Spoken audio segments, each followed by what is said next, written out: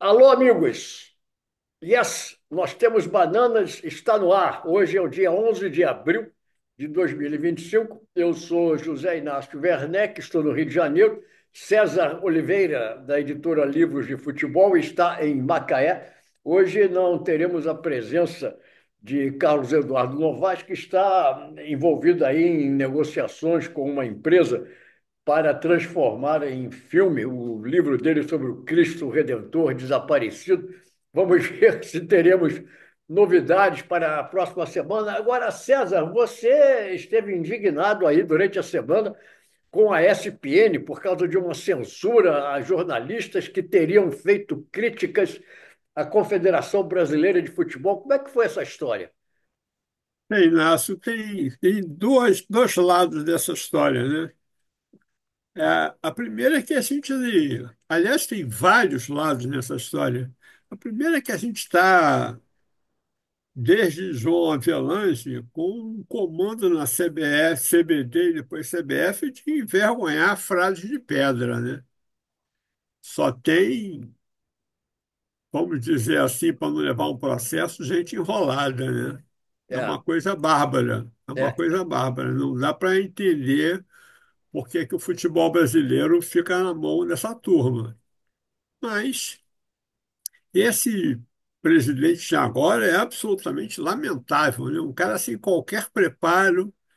é, E a ESPN, que foi trazida para o Brasil pelo Trajano, e que já teve Trajano, Juca Kfouri, Dudu Monsanto, etc e tal, tá, boicotando jornalistas, suspendendo jornalistas. É uma vergonha, né? Isso é uma vergonha. Isso é censura, né? Porque um Isso é programa censura. teria feito críticas à CBF e a ESPN, ao que parece, tem um contrato com a CBF para transmitir o Campeonato Brasileiro da Segunda Divisão, é isso?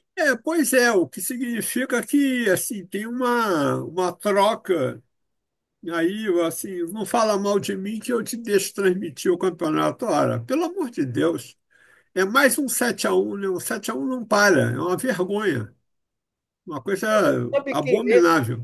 esse é um velho problema na imprensa brasileira, é essa sujeição a anunciantes. Eu não tenho queixa nenhuma da ESPN Internacional quando eu estive na ESPN Internacional, e, aliás, foi até no período anterior ao José Trajano na ESPN Brasil. Na ocasião, a ESPN Internacional começou, havia uma outra empresa no Brasil que era a afiliada da ESPN Internacional, e um belo dia, no Brasil, colocaram o José Trajano, que foi uma grande notícia, e nós sempre nos entendemos muito bem. Eu conheço o Trajano desde a década de 60, no Jornal do Brasil. O único problema que eu tive, na realidade, na ESPN Internacional, foi quando eles acharam lá um argentino maluco, eu vou apenas dar as iniciais dele, Ricardo Volenal, que causou um tumulto medonho, e isso acabou fazendo com que o serviço brasileiro que existia da cidade de Bristol, nos Estados Unidos, simplesmente fechasse as portas. Agora, também eu tenho lembranças de coisas que aconteceram ainda na época em que eu estava no Jornal do Brasil. O Jornal do Brasil em si, com o Jornal do Brasil, eu nunca tive problemas nesse setor de influência comercial, mas eu era também editor da revista Viva, uma revista especializada em corridas de rua. Da... Aham, eu li muito. Nós lançamos a Maratona do Rio de Janeiro pelo Jornal do Brasil, triatlos, etc.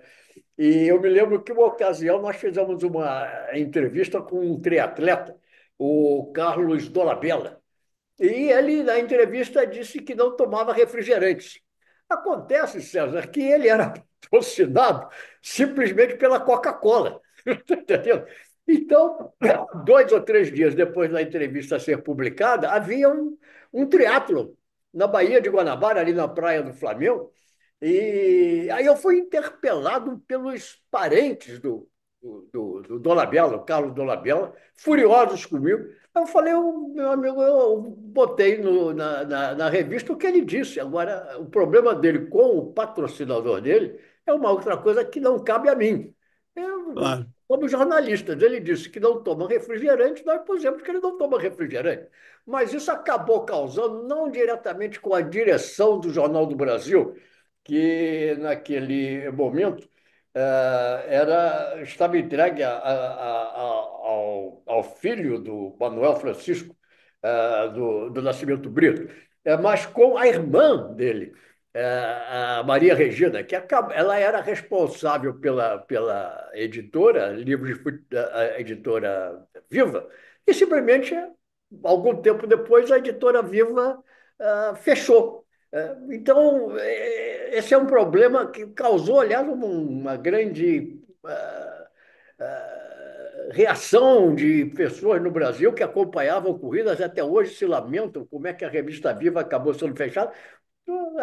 Aí está a razão, essa ingerência do comercial na parte jornalística. Então, E eu acho que tem uma outra questão no futebol brasileiro, que é essa maldição de bet para tudo quanto é lado, né? é, É uma, é mundial, né? É é, mundial. Eu fico é, imaginando se João Saldanha tivesse vivo, o que ele ia falar muito. Ia falar muito dessa. Isso é uma vergonheira.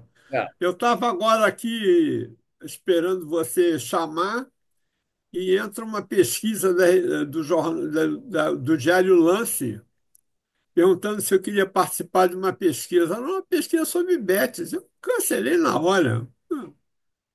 Você joga, não joga? O que que você joga? Joga em quê? Não jogo nada. Não jogo nada. é. Acho Esse isso é uma outro praga. problema sério no Brasil, é a influência dessas casas de aposta. Aliás, nós temos até agora o caso do Lucas Paquetá, que vai se arrastando lá na Inglaterra, ameaçado de ser banido do futebol, justamente pelo envolvimento com apostas. Mas, Eu acho que vai dar em nada.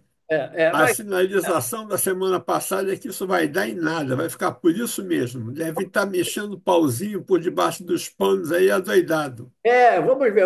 A decisão ficou agora, parece que para o mês de maio. Já ouviram o Lucas Paquetá, o advogado dele já se manifestou, aí eles resolveram fazer uma pausa e parece que agora, no próximo mês de maio, teremos uma solução para esse caso. Agora, César, por falar em futebol, você recentemente, como é o editor de livros de futebol, lançou um livro que me parece muito interessante, que é sobre o Araquém Patusca, que É, participou da primeira excursão de um clube brasileiro, se não me engano, paulistano, à o Europa, Clube isso Atlético em Paulistano. É. 1925. Eu tenho em mente, Zé, no meu trabalho, tentar buscar obras clássicas e que se estejam fora de catálogo.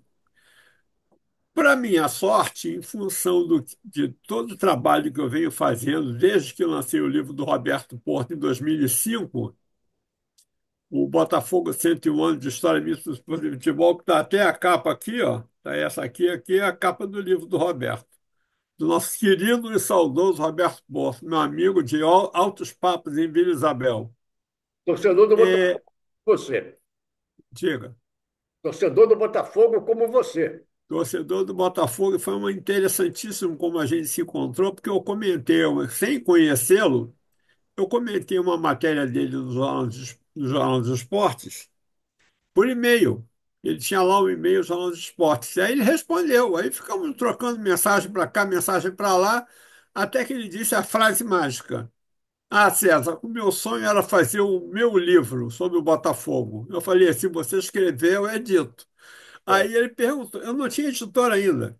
Eu já trabalhava com livros desde 1980, comecei a fazer livros em 95, foi o Jogo Bruto das Copas do Mundo do Teixeira Reis, foi o primeiro livro de futebol que eu fiz. E aí eu disse, se você escrever o livro, eu edito. Vamos fazer. Aí ele falou assim, então a gente precisa se encontrar. Onde você mora? Eu disse, em Vila Isabel. Ele disse, eu também. Que rua você mora? Quando eu falei a rua que eu morava, ele disse, bom, você mora 2 quarteirões de mim, vem para cá agora. Ah, E ele produziu um livro absolutamente notável, né? Notável. Esse é um livro que tenho o maior orgulho de ter feito, não apenas porque deixei um amigo feliz, mas porque ele fez um livro absolutamente notável. E tem umas coisas incríveis, né? No meio da produção do livro, ele me liga e diz que tinha descoberto que um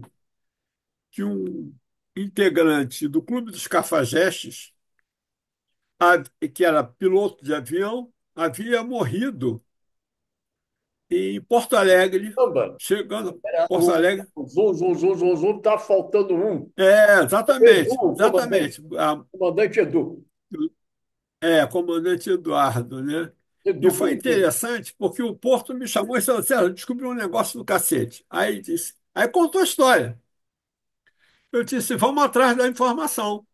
A primeira coisa que eu fiz foi ligar para o Marizinho, né? Presidente do Clube dos Cafajestes e tal. Ele falou: César, eu sei tudo.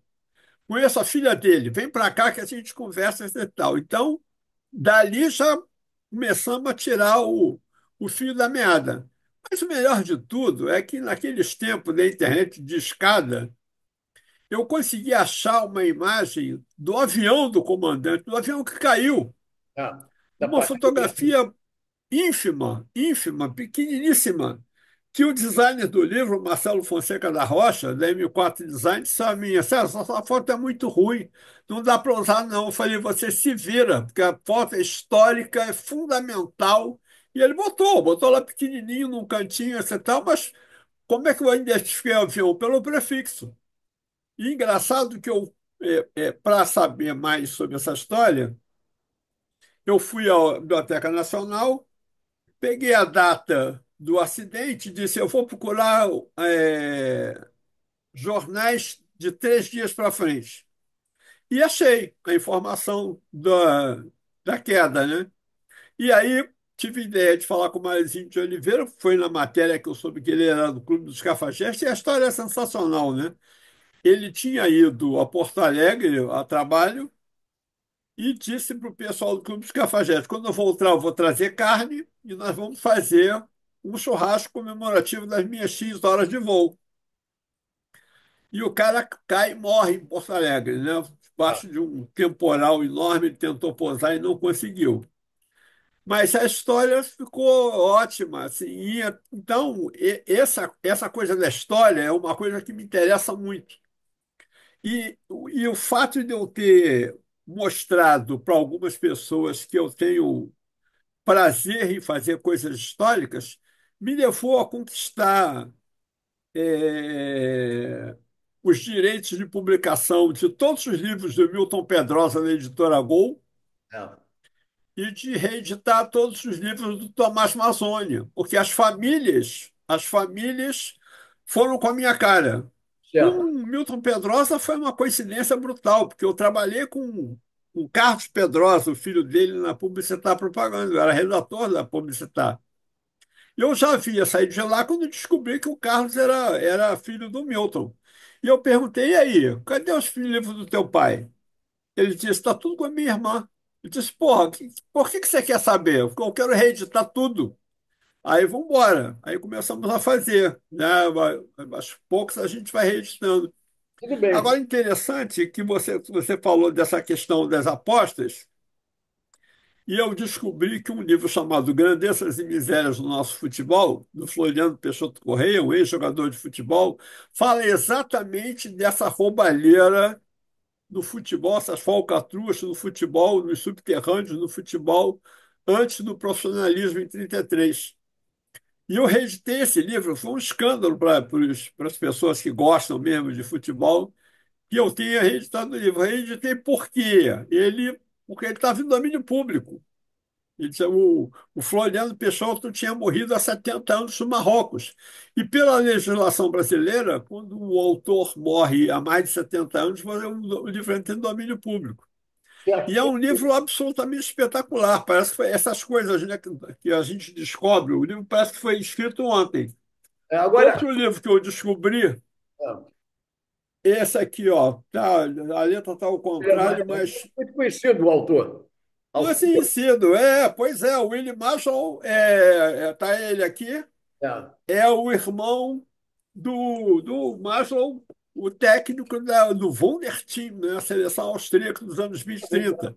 Figura histórica. Agora, já que você está falando nisso, Ah, eu queria entrar numa outra área em que você também atua, que é a dos livros eletrônicos, e-books.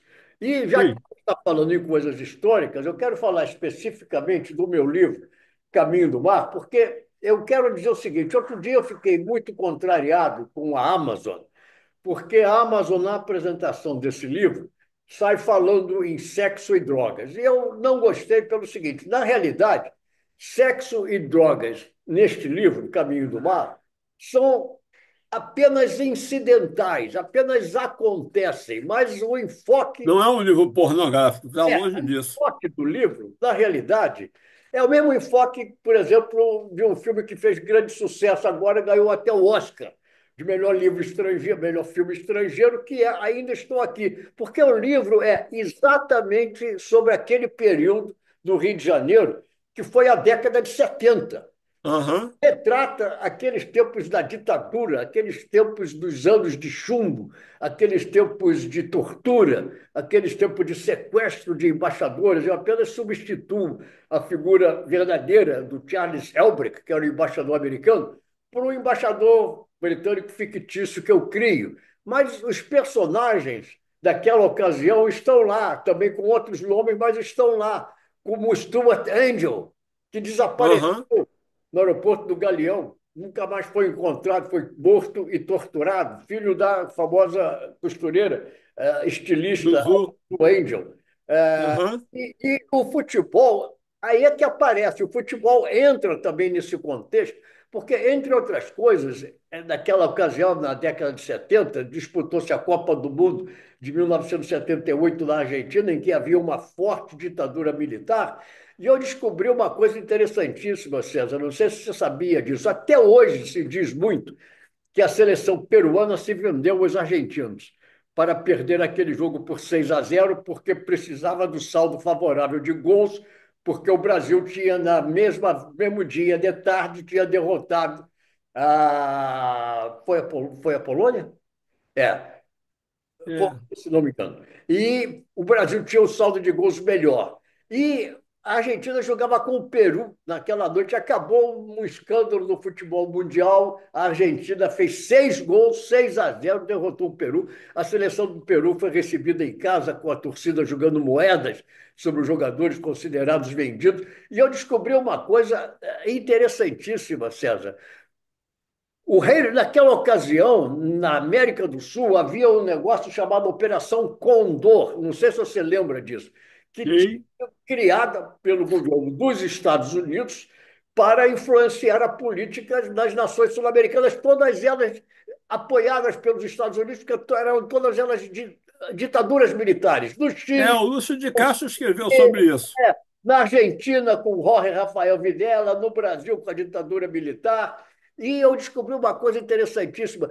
O Henry Kissinger, que era o cérebro dessa Operação Condor, não só esteve na Argentina como convidado especial do governo da Argentina para assistir à Copa do Mundo, porque ele era fã de futebol. Ele era alemão, na realidade, nasceu na Alemanha, tinha jogado Sim. futebol e era adepto de futebol. Ele esteve junto com o Jorge Rafael Videla no vestiário da seleção peruana naquela noite em que o Peru enfrentava a Argentina e foi testemunha do Jorge Rafael Videla ao lado dele, dizendo para os jogadores do Peru: tomem cuidado, porque o povo argentino está lá fora e não vai permitir que vocês derrotem a Argentina. Isso eu descobri através da imprensa inglesa, muitos anos depois. E isso está retratado. Quer dizer, o futebol entrou nessa história no livro O Caminho do Mar, incidentalmente, como sexo e drogas. Você deve se lembrar, aquela foi a ocasião em que havia um mafioso no Brasil, um italiano, chamado Tommaso Buscetta. Aliás, é uma coisa muito curiosa, porque o Cid Moreira, que era o locutor do Jornal Nacional da TV Globo, e era uma pessoa muito pudica. Ele, quando soube que ele teria que dar no ar a notícia de que tinham preso um mafioso chamado Tommaso Buscetta, ele se recusou e passou a chamar o camarada de Tommaso Busqueta, uma história que ficou muito conhecida. Mas Aham. isso tudo entra Lembro disso. entrou no livro, e eu agora o livro está traduzido em inglês, César. E aí é que eu queria que você falasse sobre os livros eletrônicos, porque o livro está traduzido em inglês e foi lançado na tradução em inglês, assim com o nome Call of the Sea, assim como o original Caminho do Mar também foi lançado como livro eletrônico pela Digitaliza. Então, eu queria que você explicasse um pouco como é esse comércio, como é que se faz isso. Inácio, fazer um livro eletrônico é muito fácil. O programa que a gente tem hoje em dia, que a gente usa para fazer livros, chama-se InDesign, é da Adobe. E o mesmo arquivo, quando você faz um arquivo do InDesign para fazer um livro de papel, o InDesign cria lá uma pasta. Dentro dessa pasta tem tudo que você precisa para fazer um e-book. Então você manda essa pasta para uma empresa conversora, como no meu caso, por exemplo, eu tenho uma parceria com a Digitaliza Brasil. Ela converte e bota os livros para vender. Por que que ela vende os livros na plataforma dela e eu não vendo na minha editora e você não vende no seu site? Por um motivo muito simples. Essas empresas grandes, lojas, Amazon e etc e tal, eles têm um negócio chamado DRM, que é o protetor anti-pirataria dos e-books. Se eu botar um e-book meu um e-book no meu site, daqui a pouco ele está pelo mundo inteiro aí, entendeu?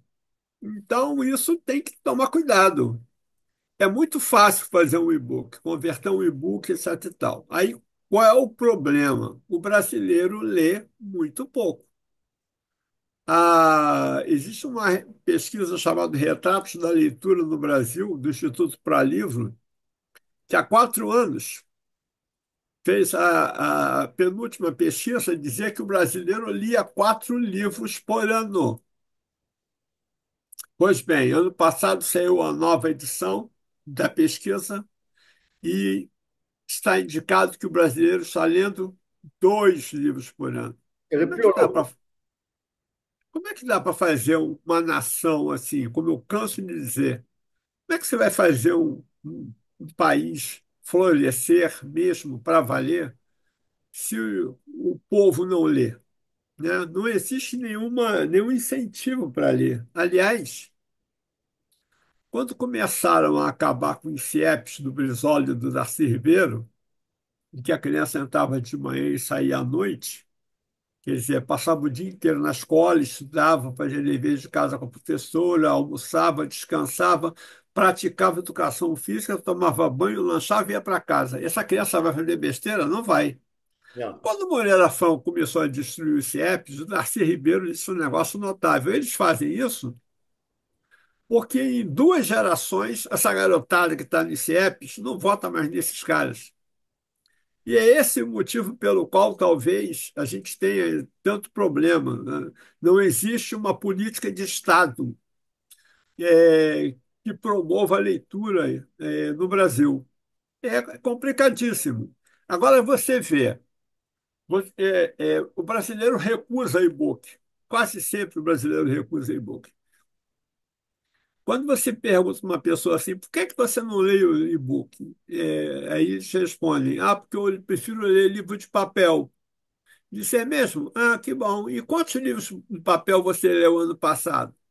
Acaba aí, você fica ouvindo grilos ao fundo, porque o cara não tem o que dizer, Não. né? Agora, o país que a população lê 2 livros por ano é o mesmo país que o povo tem 2 celulares por habitante. E Eu, aí, como é que você faz? é, Quando a pandemia começou mundialmente, o e-book teve um crescimento de 60% na Europa, não. entendeu? Agora está o negócio. Qual é a minha premissa? Se o brasileiro não lê livro de papel, mas vive de celular na mão, eu vou tentar pegar esse cara lendo no celular, né? Se ele lê, quem sabe a gente conseguir encantá-lo lendo no celular. Mas, repito, a leitura no Brasil passa por uma política de Estado para fazer botar na cabeça do brasileiro que ler é uma parte fundamental do crescimento humano. Mas Agora, fazer o quê? você disse que se você puser anunciar, em suma, num website que você lançou um livro em e-book, não é uma coisa boa? Não, não, eu disse o seguinte: eu não posso vender um e-book através do meu site.